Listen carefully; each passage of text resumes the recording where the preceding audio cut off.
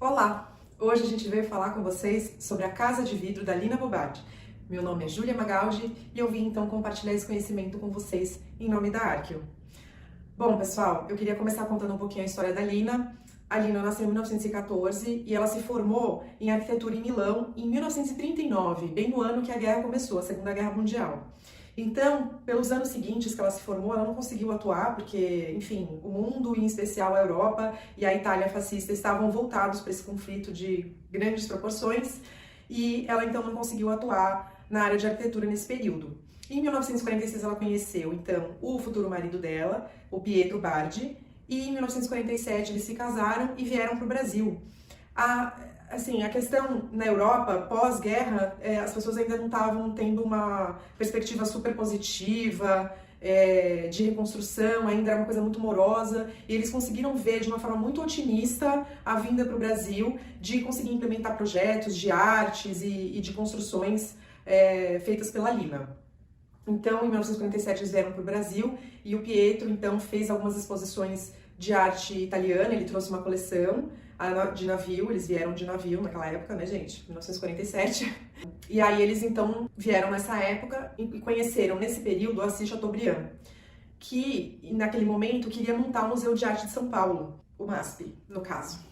Então, o que aconteceu? Apesar da Lina querer ficar instalada no Rio de Janeiro, porque foi o primeiro lugar que eles chegaram, e o Rio de Janeiro a gente sabe que é uma cidade maravilhosa, linda, exuberante, o dinheiro mesmo estava em São Paulo, né? O dinheiro para fazer, então, um museu aqui e tudo mais. E então, o Pietro e a Lina vieram para São Paulo morar aqui, e nesse período, então, eles resolveram comprar um terreno no Morumbi, que é um bairro mais afastado aqui em São Paulo, precisa atravessar o Rio Pinheiros para chegar lá, né, para quem estiver no centro expandido de São Paulo. E naquela época, eles compraram um terreno que era uma chácara que plantava chá. Então era uma fazenda de chá, era um descampado e do terreno que eles compraram dava para ver quase até a Avenida Paulista. A Lina, então, resolveu fazer a Casa de Vidro nesse terreno e, posteriormente, até a ideia deles era fazer uma outra casa para abrigar artistas, que viessem fazer exposições no MASP, e até então o MASP naquele momento não era o MASP que a gente conhece, que a Lina fez o projeto, né? Então a proposta inicial era até construir uma outra casa que abrigasse esses artistas, mas depois eles acabaram ficando só com a Casa de Vidro que eles construíram, e aí eu vou falar um pouquinho para vocês sobre as características dessa casa, né? Primeiramente, a questão estrutural foi um desafio. A Lina foi muito influenciada pelo Le Corbusier e também pelo Mies van der Rohe. Então, a questão da horizontalidade, dessa conexão com o lado exterior e a questão estrutural foram influenciadas por eles, principalmente. E no período que ela estava construindo a casa, que foi em 1951 que começou, terminou em 1952, eles não tinham ainda tecnologia para fazer, aqui no Brasil, né? Não existia essa tecnologia de fazer estrutura metálica. Então, foi feita a estrutura da casa, né? Os pilares são feitos com tubos de aço preenchidos com concreto, que não era o desejo inicial da Lina, então foi uma adaptação. Além da laje, tanto de cobertura como do piso mesmo, feitas em concreto. Então, esse foi um desafio da Lina, né, de conseguir, então, adequar o projeto em função da tecnologia que a gente tinha disponível no Brasil. Além disso, o que eu acho muito interessante nessa casa é que quando ela comprou era um descampado, como eu disse, mas ela já tinha como proposta fazer um reflorestamento com árvores e plantas típicas da Mata Atlântica. Então, ela sabia que quando as árvores e as plantas crescessem no entorno da casa, ia ficar uma sensação de que a casa estava flutuando.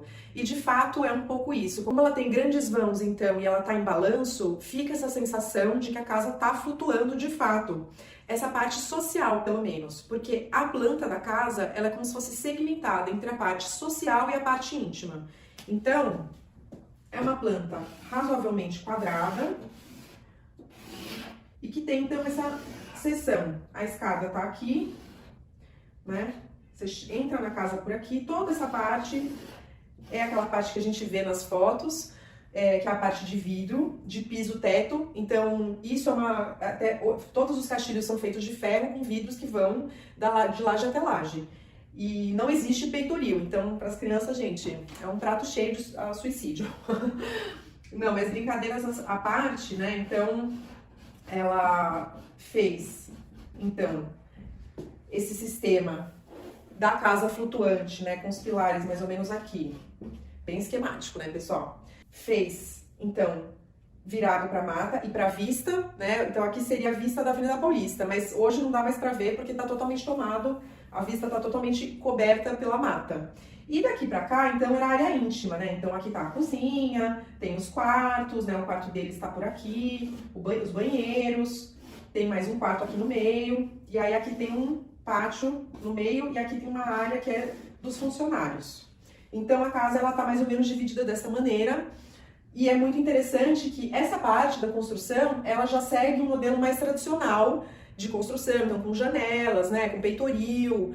Aqui está prezando muito mais pela intimidade, né, do que aqui, que é uma casa totalmente devassada. Aí alguns pontos relevantes para a gente trazer, né? Essa configuração aqui dessa ala social, apesar de ser super interessante, de fato traz um desconforto térmico certamente no inverno.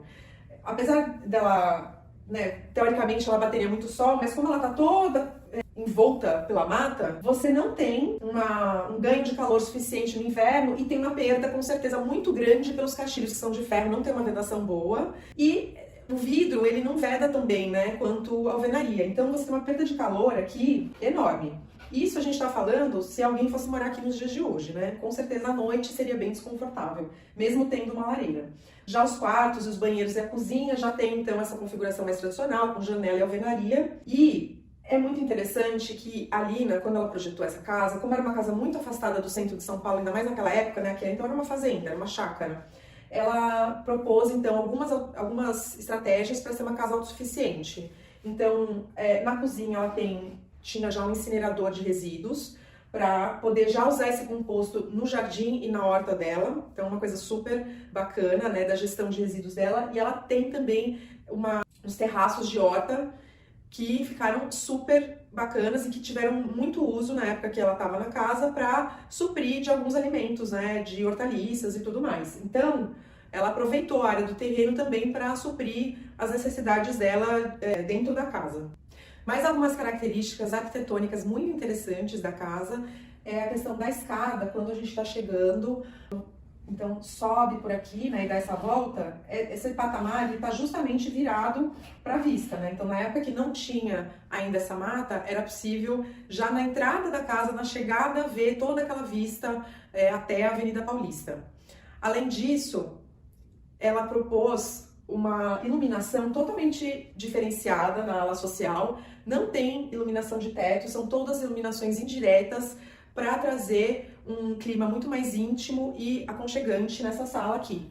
Então, como não é uma área de trabalho, né, não tem uma necessidade de uma iluminação muito potente, ela realmente propôs, então, tanto luminárias que jogam para o teto, né, para trazer aquela luz difusa, como luminárias que jogam para baixo, para situações talvez que precisem de um pouco mais de potência na iluminação, mas nenhuma luminária de fato central no teto. Então é um plano liso o teto. Além disso, eu acho muito legal comentar sobre o mobiliário da casa, que tanto traz peças que a própria Lina projetou, né? A Lina projetou uma série de cadeiras e poltronas, mas também traz mobiliários de coleção dela e do Pietro, mobiliário antigo ou de outros designers da época. Então é realmente um apanhado de móveis muito rebuscados, de muito bom gosto.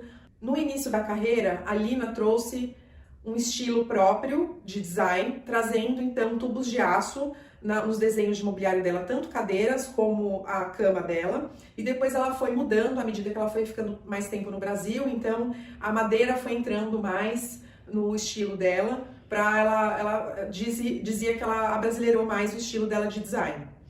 E por fim, que eu acho muito bacana, é que na entrada da casa e nos muros de contenção, a gente vê um estilo muito diferente do resto da casa e que ele é uma herança de uma viagem que ela fez até a Espanha, conheceu o Gaudí e viu todo aquele estilo dele usando os mosaicos, né, na composição. Então ela trouxe isso de uma forma muito mais tímida, mas é uma referência ao Gaudí. Então é uma casa realmente super especial dentro de São Paulo, que foi muito inovadora na época por conta da estrutura, do estilo modernista e que até hoje então vale a pena a gente visitar e conhecer, porque é um exemplo clássico de arquitetura moderna em São Paulo.